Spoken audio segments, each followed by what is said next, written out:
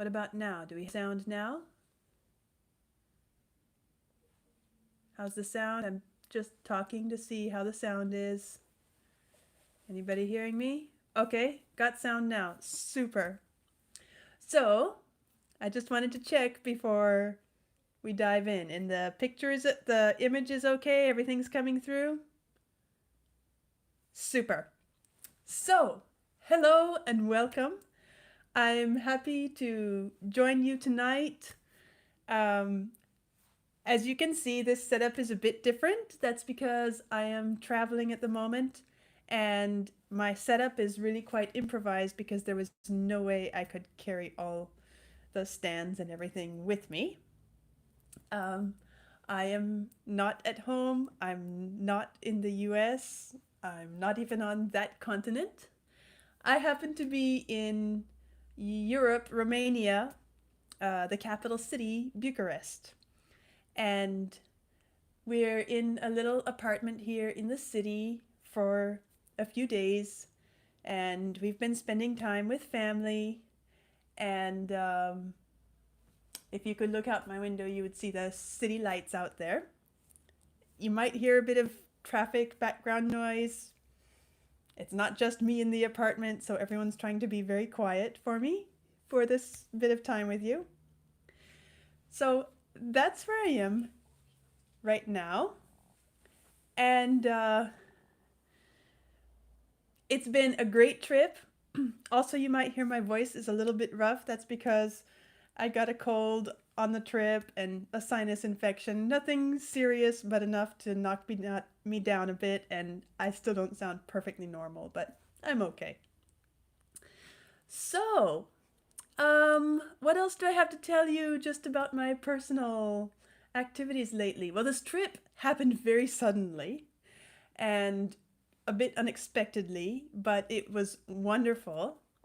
And it happens to be a very special time for Vlad and I both.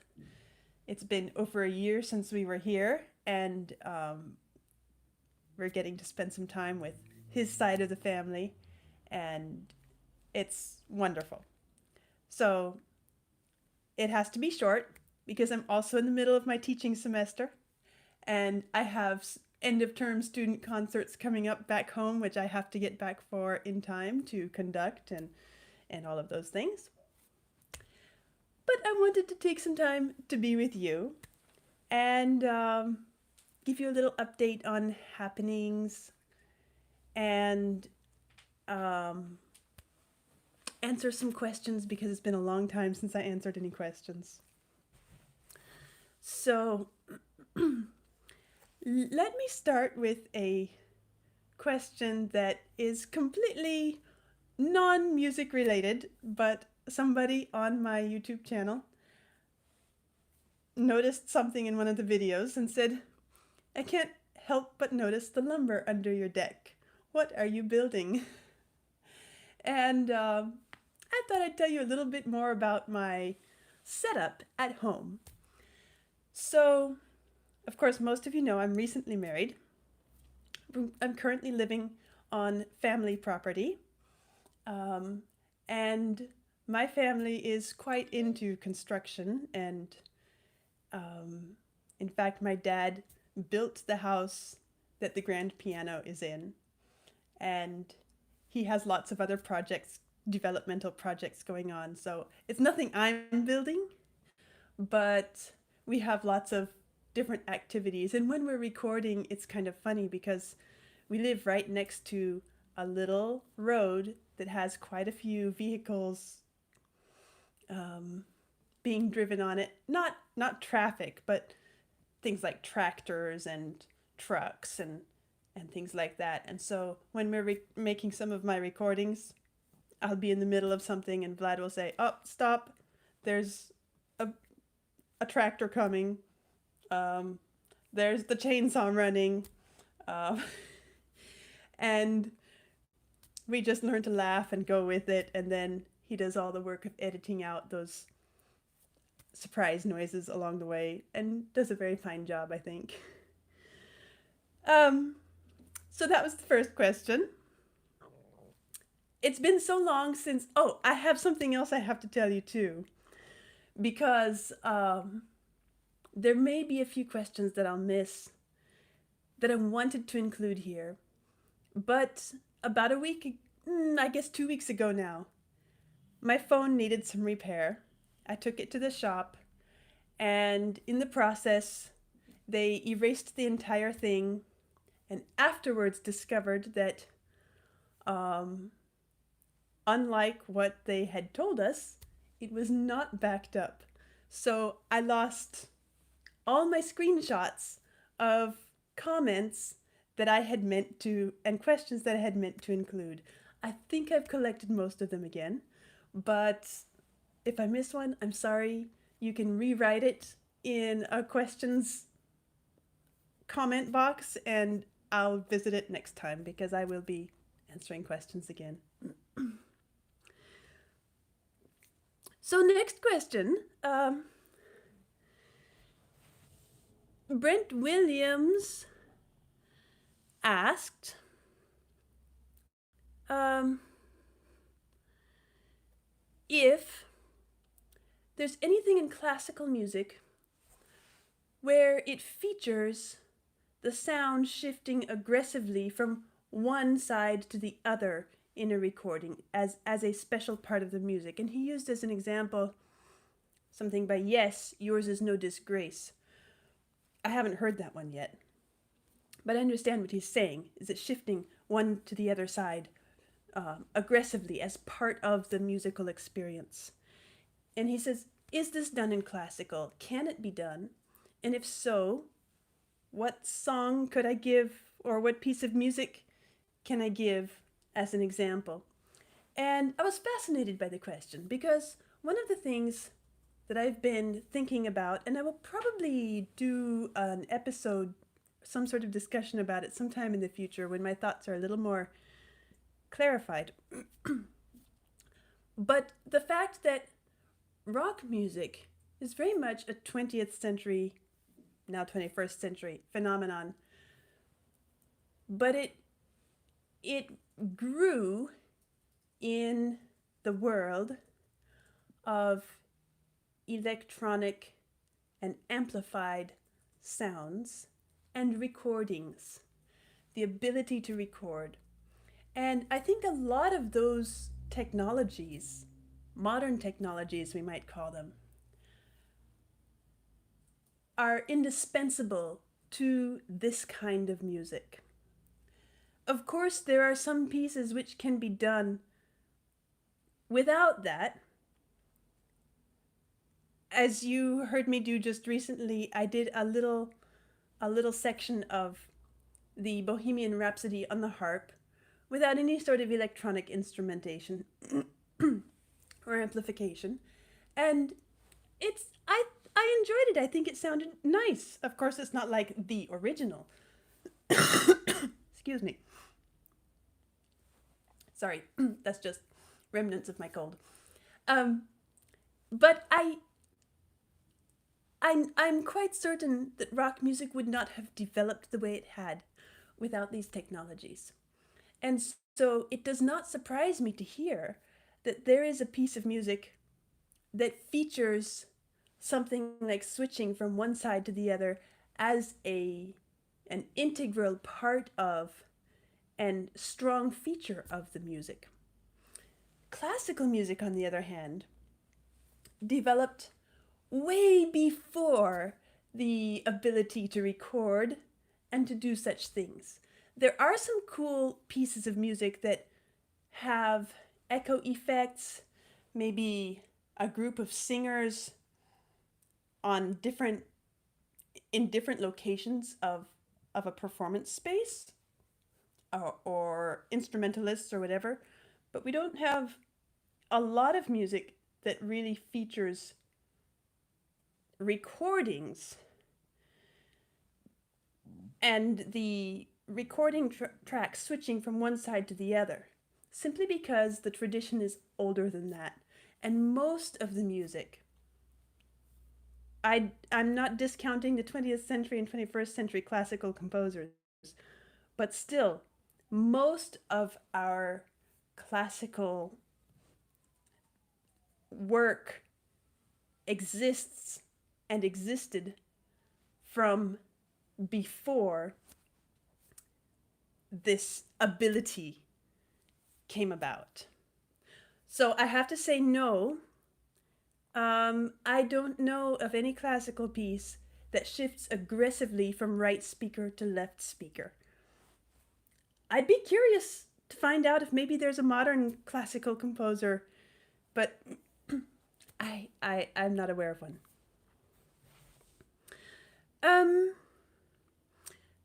Error Gorilla was talking about the video I did where I was talking about takadimi and the rhythms in one of the pieces of music, and was asking if when a takadimi sequence begins with a note on ta, and then later begins with a tap or a non-note on ta, is that defined as swing? And they asked because, quote, I asked because I was struck by how much this song made me want to move. And it's fabulous the way music makes us want to move in different ways. But the answer is no, it's not called swing. I would tend to classify that more as syncopation, because it's syncopating where we feel the emphasis in relationship to the beat itself. There can be swing where you begin on ta regardless. There can be swing without. So I would tend to use the term syncopation. There may be another rock-specific term, I don't know, but that's the term I know.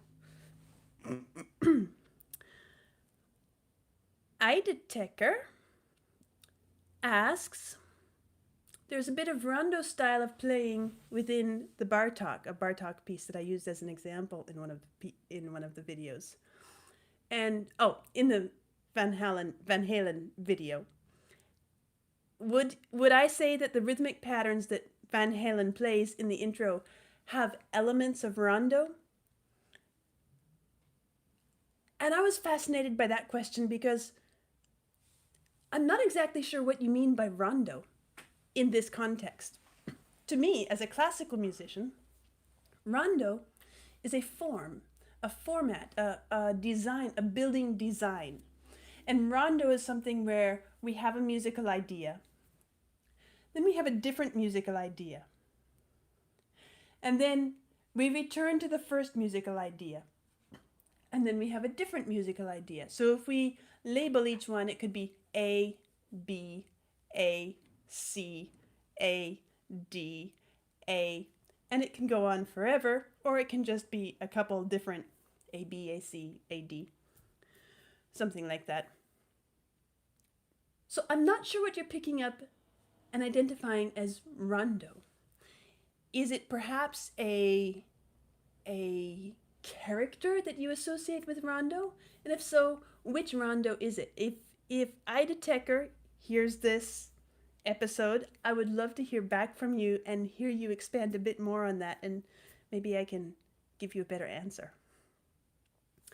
Michael Taylor is commenting on my Nightwish video, which seems to have been rather infamous among some groups. But he had an interesting comment. Ghost Love Score has a literal guitar solo before the intermission. However, Michael Taylor says, I submit that the real guitar solo in this piece is Floor's vocal finish. By the time she has shown the audience every vocal trick in the book, she crushes the close. And he says, maybe I can Amy, can reconsider my verdict on the piece with a focus on interpretation rather than composition. And that's interesting that he thinks of the guitar solo as being taken the voice takes the role of the guitar solo. And that brings me back to what I understand is not exactly an exact transposition explanation similarity between the two, but they are very similar. And that is, a guitar solo is very much like what I, as a classical musician, knows as a cadenza. I guess I wouldn't feel comfortable calling Floor's vocal ending a guitar solo simply because it's not guitar and it doesn't follow the patterns that I'm finding and becoming familiar with in a guitar solo. However, I would say that it very much has some climactic cadenza style elements in it. I still wouldn't feel comfortable calling it a cadenza from a classical perspective, because in classical music we have very distinct parameters for what is a cadenza. But I understand what you're saying, and I think that's a really unique observation, and I appreciate it. Would I reconsider my verdict if I focus on interpretation rather than composition? Well, I don't want to say that this Ghost Love score is a horrible piece of music. I'm not coming at it with the intention of saying that. My assessment of it was musically, content-wise. Within that, it does require some element of interpretation as part of that content, but I was approaching it from a whole rather than from just the compositional elements, just the interpretive elements. Although I do put a lot of weight on composition because that's my intent, is to look at these rock pieces and, or you might say this one is metal rather than rock. Okay, fine. But to look at them analytically, objectively, as much as I'm able, and assess them as honestly and openly as I do my own classical music world. So I would be willing to approach it as an interpretation question, but I don't think that would counterbalance entirely what I found in the compositional elements. Lee Kennison. Hi, Lee. I know you're here with us tonight. This was just a fun little comment which Vlad pulled up for me. It's not exactly a question, but Lee Kennison said, I guess the association of rock and rebellious children applies to this channel. We are all just Amy's rebellious children, but since she's a good mom, she's trying to understand where we are coming from. And I guess I want to say that I don't perceive you all as being rebellious children. Although I understand what you're saying, Lee. It's kind of a fun little idea. But I don't perceive this music as being just for rebellious people, rebellious children. I know that a lot of it developed with the counterculture and, young people's discontent and all of this stuff that happened and continues to happen. But I think there's a lot more to it than just that. So I hope that you can understand, all of you, that I'm not approaching this as something that I need to keep you in line or correct you or bring you back into the classical world. I'm totally okay with rock being its own thing, and I'm totally okay with discovering it for what its own worth is. And I'll come back to that because there's another question later on which is also interesting. I do hope to build bridges and to open doors for you, just as rock music and you all rock fans are helping to open doors for me as well. So that's what I have to say about that. Easter Sunday says, when vocalizing against notes in an arrangement, is there a magical dissonance point between the two notes in which a hole is punctured in the space-time continuum and allowing a spirit from another dimension to step in? I wasn't sure what to make of that question. I wasn't even sure whether to include it here because it's a question that kind of doesn't quite fit in my realm of expertise if I take it literally. However, if I take it artistically, I think I understand what Easter Sunday is asking.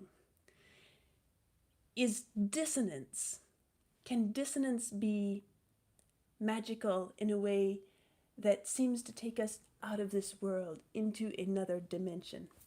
And to that I would say yes. If I take it literally, I don't know how to answer it. But if I take it as an artistic, as an attempt to express something that we feel, I would say absolutely yes. Ray Cowan asks, is there any enjoyment in listening to The Who, Zeppelin, Van Halen for you? Just as Vivaldi, Schumann, or Strauss can bring great emotion. And I have to confess that I have not yet gotten to the point where The Who, Zeppelin, Van Halen are feeding me as my classical music love feeds me. However, that doesn't mean that it is somehow less worthy or less valuable or less valid.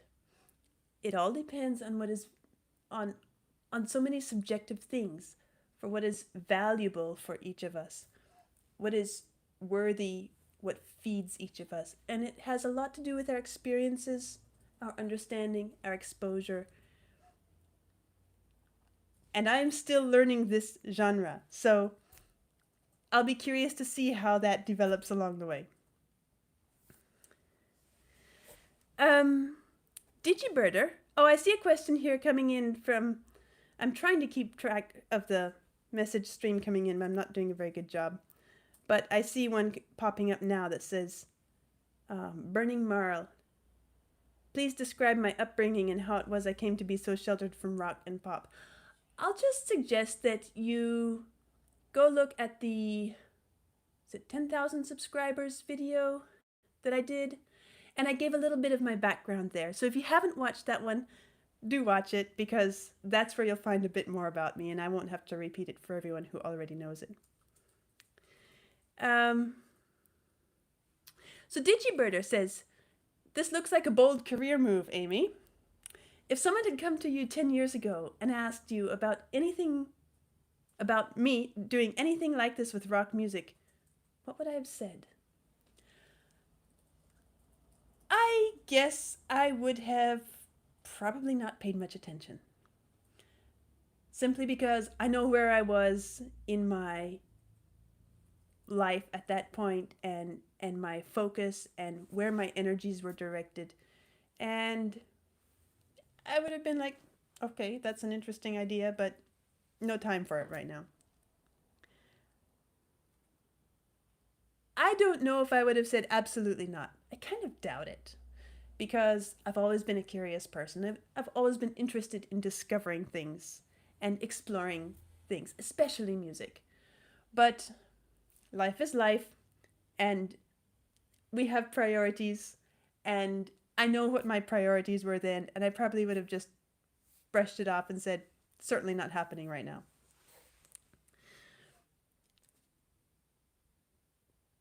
David Zioli. Am I saying that right? I don't know. Um, I won't read the whole question because it's a bit long and he's setting up some context. But his question is whether, let's see if I can summarize. He's talking about Eddie Van Halen being considered one of the best rock guitar players ever because of his innovations, both technically and instrumentally. And then he tells me a bit more about some of the developments of the guitar that Van Halen was responsible for propelling and so forth. And then he's asking, in classical music,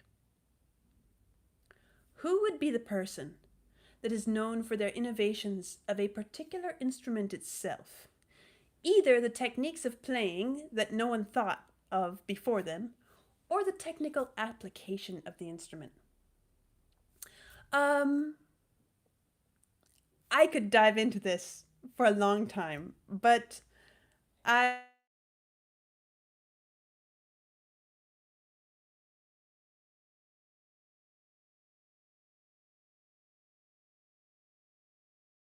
it has a lot of instruments, not just guitar and drums and bass guitar, voice, which seem to be the primary identifiable instruments of rock music. Of course, I've heard rock that includes other instruments, but they didn't develop around the rock music itself. So, with all of these instruments, each one had some significant groundbreaking developments along the way. I'm just going to stick to piano and harp because those are my specialties. And I will say there is a name that stands out for both of the instruments. And that was Sebastian Erard, who developed something in the piano mechanism which made it possible to play much, much more rapidly repeated notes. We call it the double escapement action. And it changed the capacities of the instrument vastly.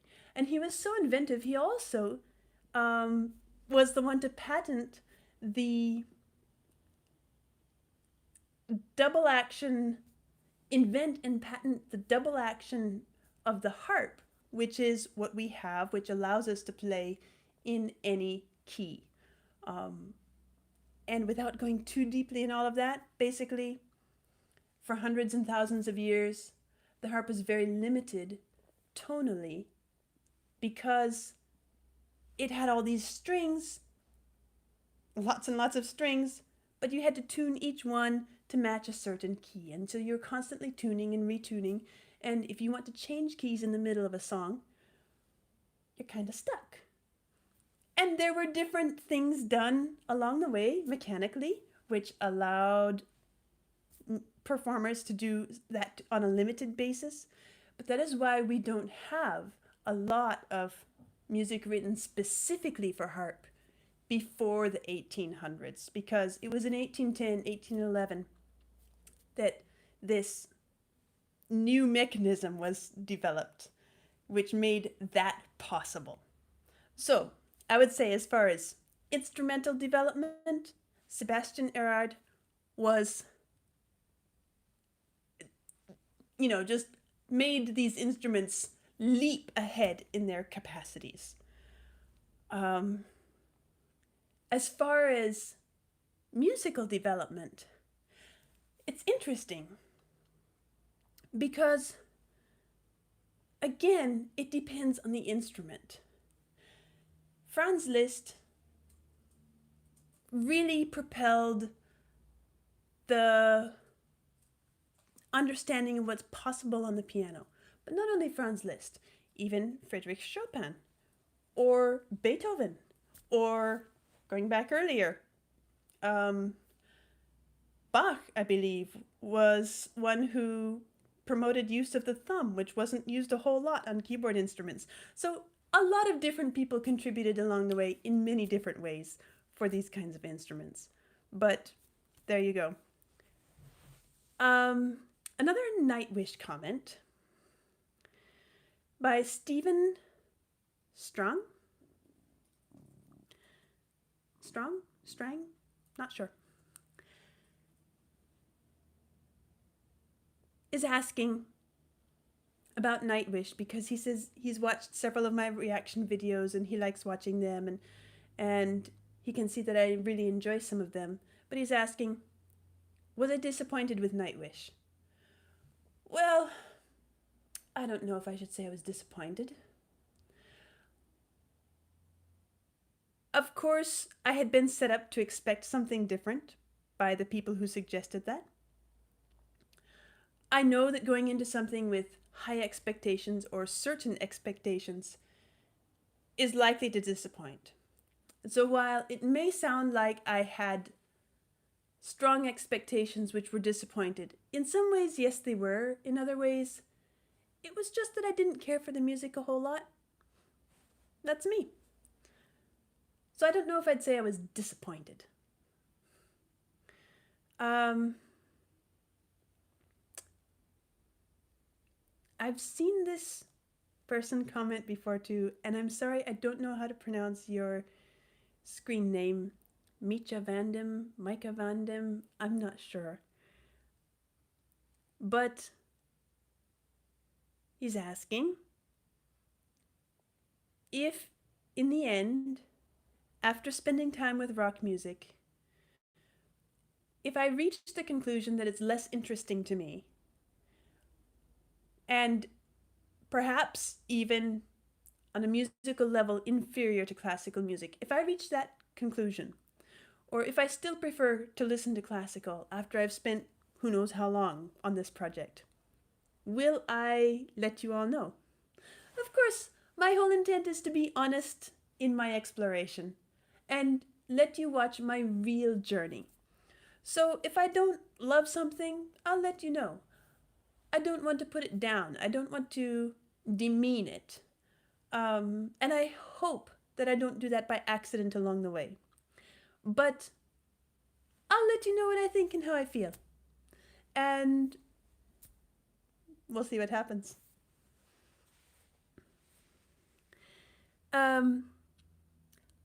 Somebody else called I Sheet from As a Whole. I Sheet from As Whole. Okay. Are there classical pieces of music, even modern day, that capture locomotive or train themes? I guess this was drawn from the Locomotive Breath video. Yes, there are. I guess I mentioned one of them in the in-depth video there, which was Mikhail Glinka's traveling song, which often gets identified as the first train song ever that's actually meant to portray the motion and the experience of traveling by train, way back in 1840. But in addition to that, there are other composers too. Johann Strauss, one, wrote a waltz called Railway Delight, and in there you can hear he tried to imitate some train sounds. Arthur Honegger composed a piece of music called Pacific 231 in 1923. Now, he claimed, he denied that this was ever meant to be descriptive music, but interestingly, it was later chosen in 1949 as the soundtrack to an award-winning film with the same title, Pacific 231, which was a film tribute to the steam locomotive. So even though he didn't intend for it to be a descriptive piece, it seems to have worked well enough for a soundtrack. There's also another great composer, Villalobos, who composed a piece called The Little Train of the Caipira in 1930. And then, of course, Benjamin Britten, over in England, composed Night Mail in 1936. So there are classical compositions, maybe you'll want to check some of those out. Something fun. Um, yes, I sheet from as whole. I am answering your question. I hope I answered it well enough. Happy to have you here tonight. John Thompson asks if I will be sitting in a more comfortable chair while experiencing the wall. I'm not sure which chair I was sitting in when you asked that question. Whether it was my harp bench or one of the other chairs I've used. Anyway, I am sitting in a quite comfortable chair while listening to the wall because it is kind of long. Steve H. I don't remember which video this was posted under. But he asks, now that we seem to have found a piece of rock music that speaks to your soul, should we suggest more music that has piano in it or more music that has an orchestra feel to it? Because I think it is relevant that we find music that really lights you up like this song did. To that, I would say,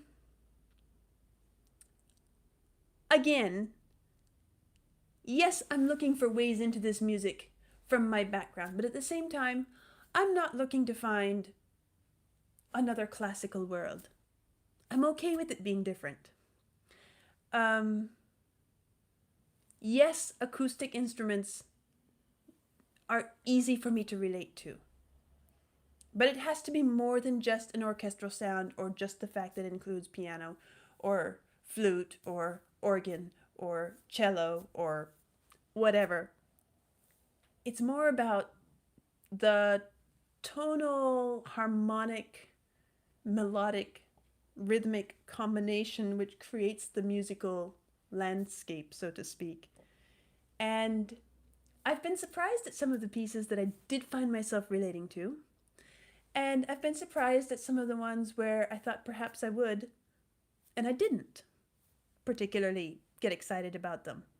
So don't worry too much about which ones to suggest in that respect.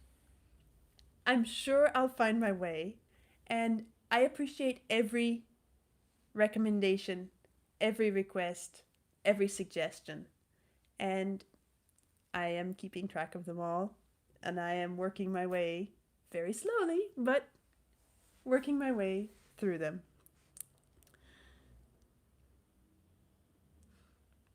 Eddie 5150 Rachel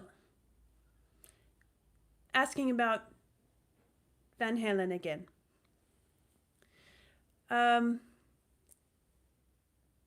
Would I call it counterpoint when they're singing the last verse over the chorus? No, I wouldn't call it counterpoint, because counterpoint to me has a very technical, specific meaning.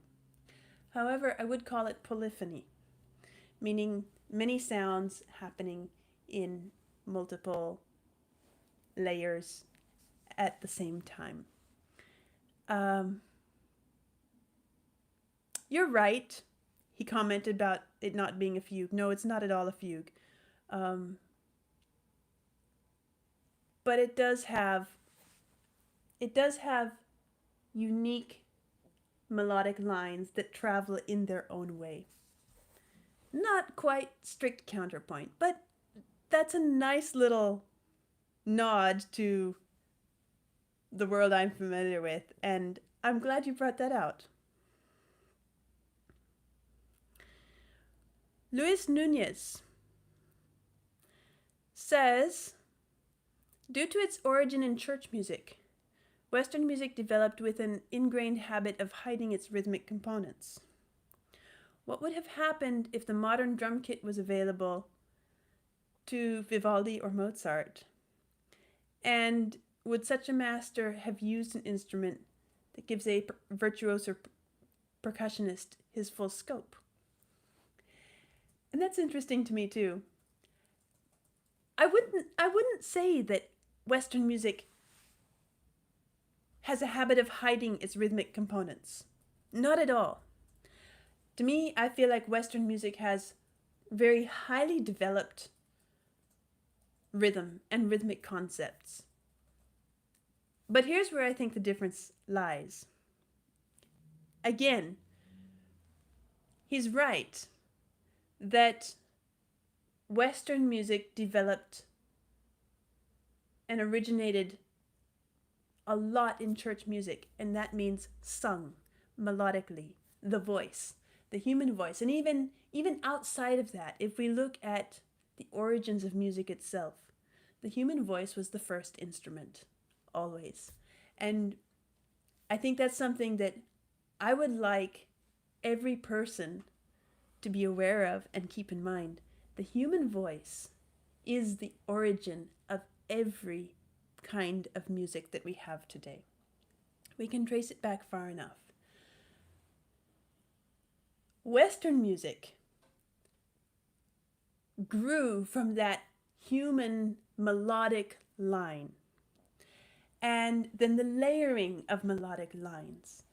And then when the instruments, non-voice instruments, began to be incorporated, they very often were either there to support or to contrast with or imitate that melody and the ensuing harmonies which come when you layer melodies. And because of that, the rhythmic element is not hiding, but it is not taking center stage. And I think that is where rock music steps in with a new balance, a new way of setting things up. Some of you know that and have watched some of my introduction to percussion with Carl, and he told me about how the drums with rock music were pushed to the center front stage as being something on its own, something in its own right. It stands on its own 2 feet. And that was a new thing. As classical musicians, we're very sensitive and focused on melody and harmony and rhythm, but never one without the other. And I'm finding that sometimes in rock music, the rhythm is pushed so far to the front that the other things that I'm used to hearing, melody and harmony, are kind of given second-class seats. And it's different. And that's one of the things that I have to figure out how to relate to, because just because it's different doesn't mean it's better or worse, but how to relate to it. How does the language work out, musically speaking, if there's so much rhythm and not a lot of harmony or not a lot of melody? So that's my response to that question.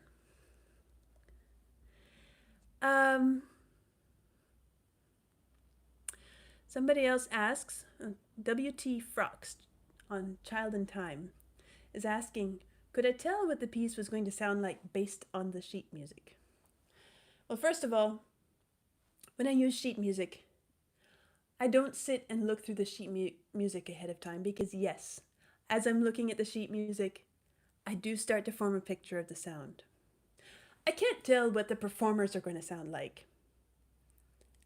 I can see that there's a vocal line, and I can hear what the melody is supposed to be by looking at the sheet music. Just like if you can read, you can look at a page of text and you can see what all the words and meaning is, but you don't necessarily know if somebody is going to narrate it, what their voice will sound like, and how their narration will contribute to the experience.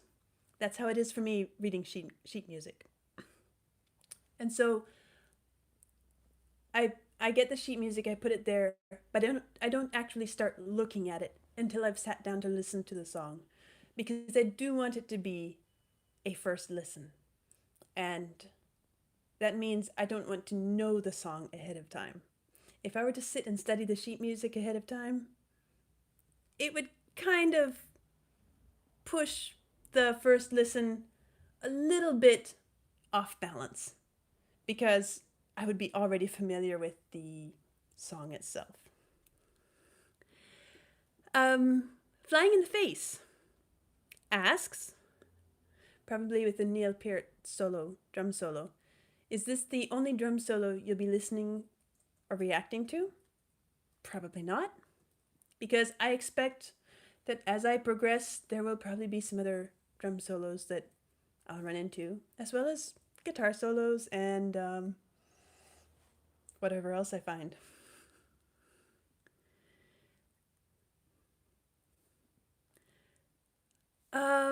Kevin Marshall is asking, could I comment on my understanding and use of percussive techniques relative to my harp playing and performances? Those also add beat and texture to the overall music. How, in a classical music context, do other instruments fill in or compensate for a lack of drums or a rhythm section, establishing timing, beat, etc.? So this comes back to this whole question of, is there rhythm in classical music? Everybody in a classical music ensemble is feeling a strong pulse, a strong rhythmic element, and we are working with that and shaping it. But it's perhaps something that is, if you're used to rock music and the heavy drums, I might describe it to you as being something that is unspoken. You have to read between the lines a bit in classical music in order to experience that rhythm. As a performer, I'm feeling it and I'm hyper aware of it. But that is not what I want the listener to be focused on alone. I want it to shape the music, to shape your experience of the music, without being something that jumps up and says, oh, hey, I'm the rhythm now. And I guess that's the best description I can give in a nutshell of how it's different. Because in rock music, yeah, you've got the drums just throwing the rhythm right out there in front. We can all hear it. We can count it. We can clap it. We can imitate it. You can do that in classical music too. But to do that, you have to hear the other elements of the music. You have to hear the melody, you have to hear the harmony, and then you have to hear how that is rhythmically set within the framework of the pulse structure. So it is different, but it can be incredibly compelling and driving precisely because it's unspoken. Just like if you read a well-written novel or essay or short story where the author is good at carrying you along and letting you understand something which he never actually says. But that is the whole point of the entire literary work, is this unspoken element. If you're sensitive to that, if you're aware of that, if you catch that, it can be just an incredible experience. So it is with classical music. Sean Cornell is asking, am I starting to develop a fondness for rock music? I don't think I've heard enough rock music to say. But I can say that I am developing a fondness for certain pieces within the rock music genre. So that's where I'll leave that. The Fabulator asks, does it interest me that the vast majority of musicians whose music I've reacted to can't read or write music? And then talks about how once they spoke to a a violinist from the BSO, which is a UK orchestra, who thought that the concept of being able to just sit down and jam without music was amazing. Well, I was fortunate enough to have training which taught me to improvise and jam, you could say, in a style suitable to the music in which I live and work. So it doesn't shock me that you can make music without being able to read or write music. Um, in fact, I know a lot of musicians who do that, both classical and otherwise. And many of you might be surprised to hear that actually, historically, traditionally, that was one of the fundamental skills that any classical musician needed to have. It wasn't until the 20th century that was kind of lost in the education and training of classical musicians.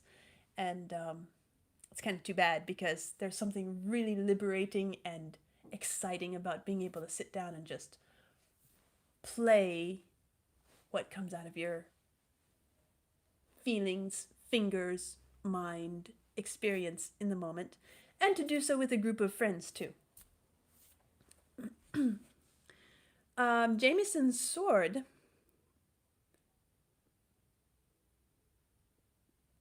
says, "What do I call a collection of choral pieces that are meant to be sung together?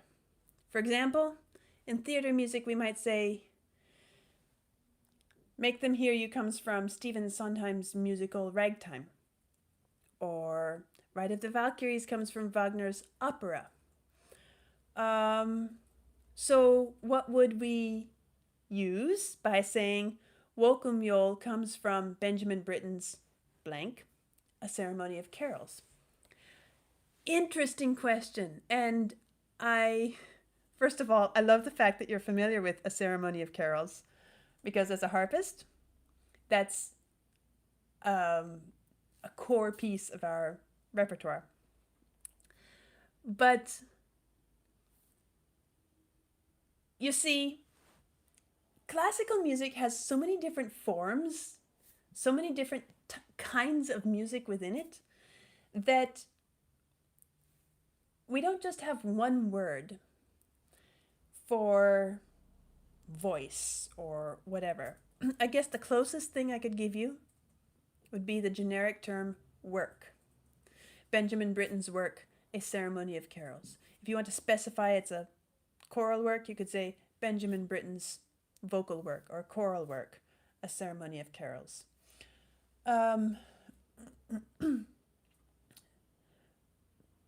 But you're right. We have opera, which we classify as opera.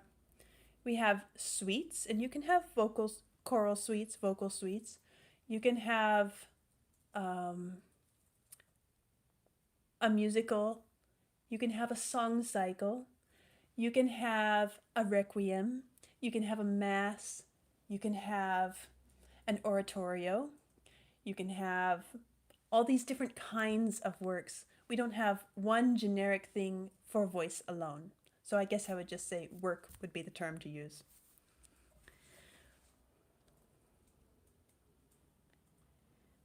Yes, Lee, I agree. Both improvise and read music. That's it. And I might add, also write music. Compose. Aided Onslaught, Caligula. Oh, Aided Onslaught, commenting on Caligula. Sorry. Would I be willing to write an ending to this song, Caligula's Horse song that I did? Because if you've seen that video, you might understand that I wasn't too thrilled with the way it ended. It just didn't sound really well done to me.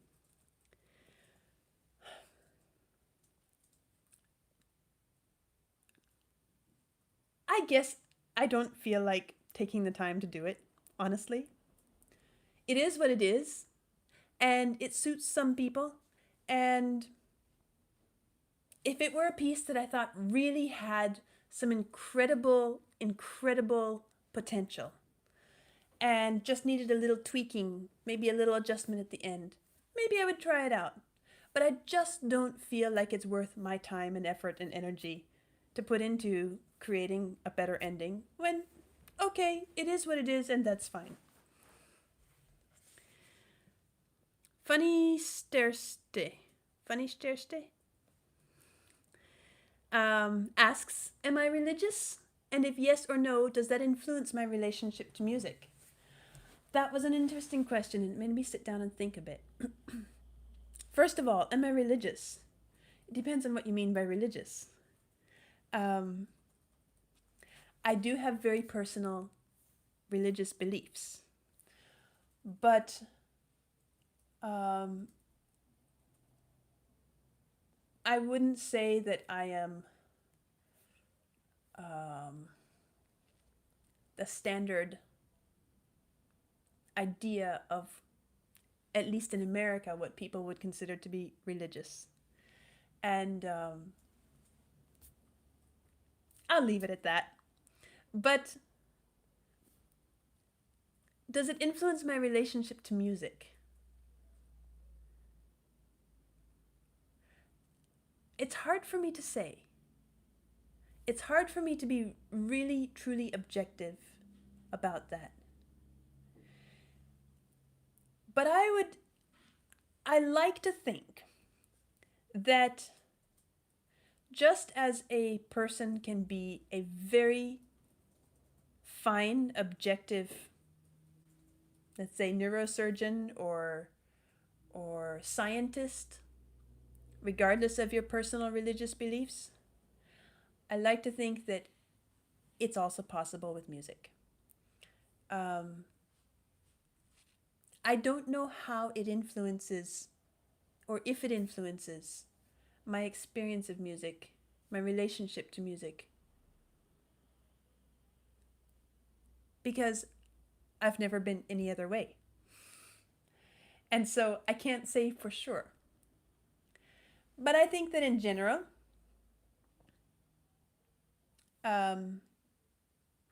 it gives me,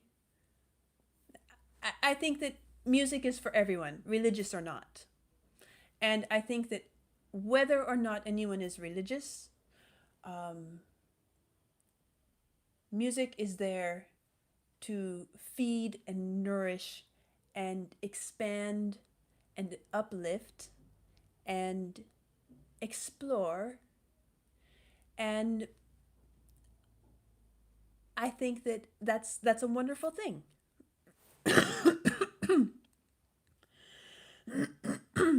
Yes, Lee, I would say that music is can very easily and ought to be a spiritual experience, regardless of your religious or non-religious identity.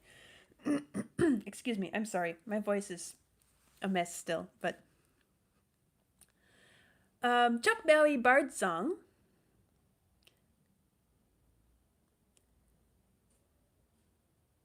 on the Bard Song says, the sound doesn't really sound medieval. That was a comment I made, quoting me. And he's asking me to elaborate.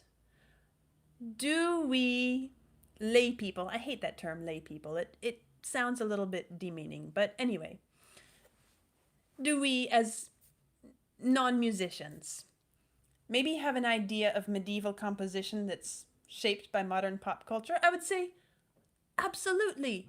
And not only you, but as musicians too. And as a classical musician, I'm familiar with this massive debate about how should we listen and perform, let's say, Bach or Palestrina or Corelli or any of those, because they came from a different time. They had different instruments. They had different concepts of music. They had different philosophies about music and musical interpretation. And it's hard for us in our modern world to actually do something authentic. And then there's the question, should we even be bothered about authentic? So For me, as a classical musician, it's a huge debate. It opens up a huge can of worms and a discussion that can go on for hours into the night with a group of musicians. But I would say if you want to hear some true medieval music, look up John Dowland just as a start, and maybe start from there. Because John Dowland was a composer of the medieval slash Renaissance era and wrote some lovely stuff for lute and voice. And there are some really nice performances of it on YouTube. And I guess that would be a place to start. Somebody's asking, let's see, JTKDMD. Hi. What are some of my all-time favorite pieces of classical music? I guess I want to do a video on that because I can't say that I have all-time favorites, but at the same time, I kind of do. And it's a very personal thing. A lot depends on what kind of music speaks to you and what pulls you towards music. Is it a sonic element? Is it a harmonic element? Is it a rhythmic element? How is it that you experience music? And so what I want to do is just make a little video sometime in the near future where I pick out several different examples and just give you some ideas of how you might start exploring that. So that's my answer for now. Jim Rodriguez. How a harpist finds themselves in a musical landscape dominated by electronic music, laptop maestros, digitization in general. Yes, my instrument is perceived as a specialized sound. Is it undervalued as a musical expression? I would say it's becoming more and more valued as a musical expression. Every instrument has its limitations. Every instrument has its strengths, and every instrument has the things that make it hard to fit in a certain channel. And harp is the same. Where is Segovia for harp? How do we bring harp beyond the background stage? And I guess I would say we've had several Segovias for harp, and we still have some. And at this point in the development of the harp repertoire, harp reputation, harp experience, I think that there is an international harp community movement, which has been going on for some time now, to not only bring the harp out of its kind of French Marie Antoinette era to something that is modern and relevant and applicable in many different ways. We have electric harps, we have jazz harpists, we have classical harpists, we have crossover harpists, we have solo harpists and orchestral harpists, we have harp ensembles, all these different things. And I think everybody is working to make harp as accessible and comprehensive as possible.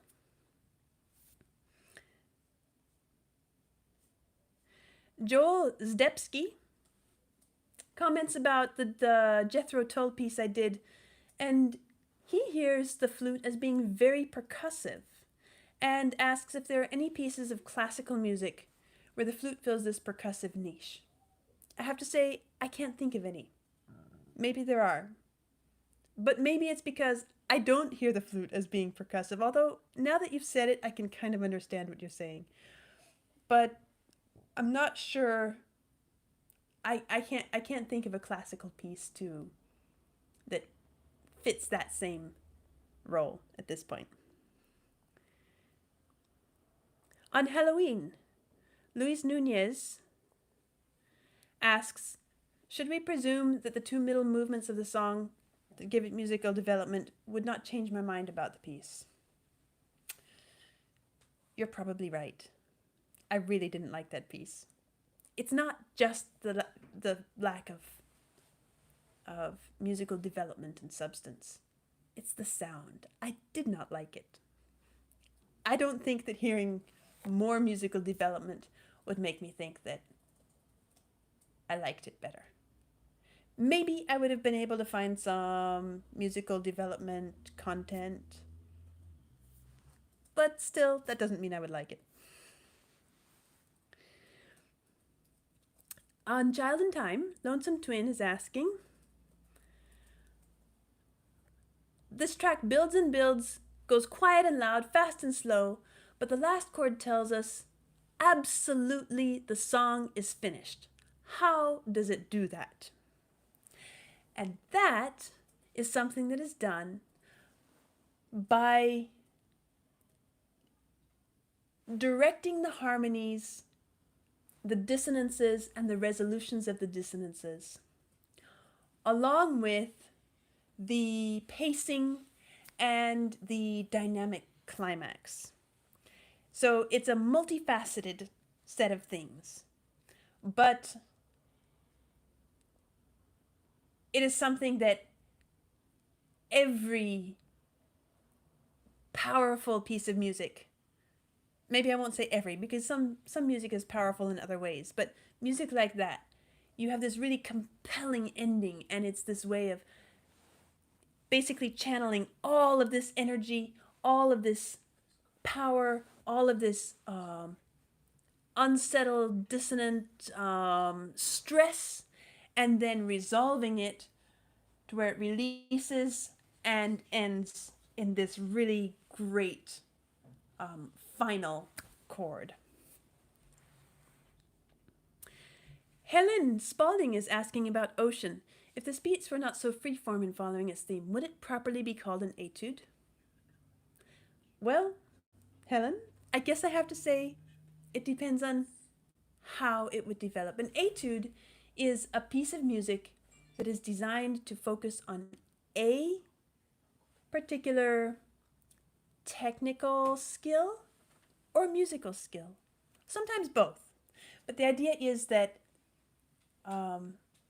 there's something challenging in there to be developed, to challenge the musician. Very often we think of etudes as being technical, but if you look at the Chopin piano etudes, they're not just technical, they're musical. And some of the more virtuosic etudes are very much exploring sonic soundscapes rather than some technical skill.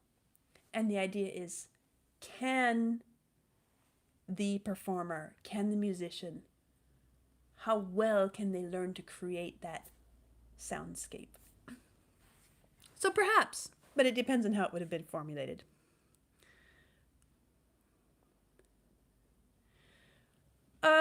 Just a couple other questions before I wrap up here.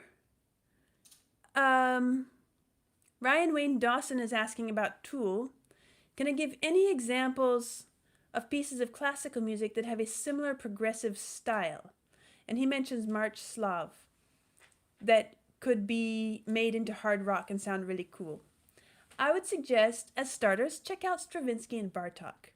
Those are always those are kind of the first starters that I'm tending to say, if you like Tool, you'll probably like Bartók. If you like Tool for the odd rhythmic stuff. Stravinsky also does some really wild stuff. Maybe you would like that too. However, somebody else, Satan Dynasty Killer, is saying, as a rock fan with bands such as Tool as an example, could I point him in the direction of a re-entry point into classical music based on the limited knowledge that I have after listening to Lateralis? And so, in addition to Bartók and Stravinsky, I would say to those of you, if you If you like Tool, if you like Lateralis, again, my question is why? Why do you like it? What appeals to you about it? Because then I could give you a better entry point. If it's not the rhythmic element, if it's not that very cerebral, analytical element, maybe it's the other element of just really meditative, calm sound. In which case, check out Eric Whitaker or Arvo Pärt. Or try some Bach. Try the link. Do a search for Netherlands Bach Society. I think that's what it's called. The Art of the Fugue. They take that work and they present it multiple ways along the way, featuring voice, featuring different instruments, and it develops in this really unique way. They've done a great job of kind of giving a fresh take on that massive work. So maybe among some of those you would find something that you like. If not, let me know. I'll try some others. And last question.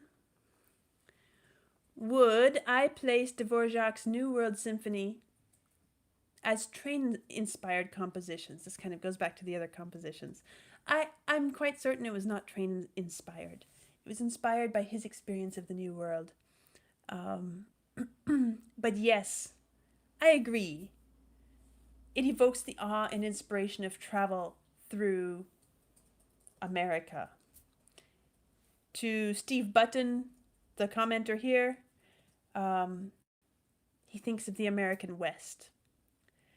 I don't just think of the American West. I think of the East too. I think of the Appalachians and the really verdant, lush parts of the US as well. So it can speak of a lot of different things. But yes, come to the US anytime. Seek your fame and fortune there if you please. And hope to see you sometime. So there we have all the questions that I've collected that I was able to recover.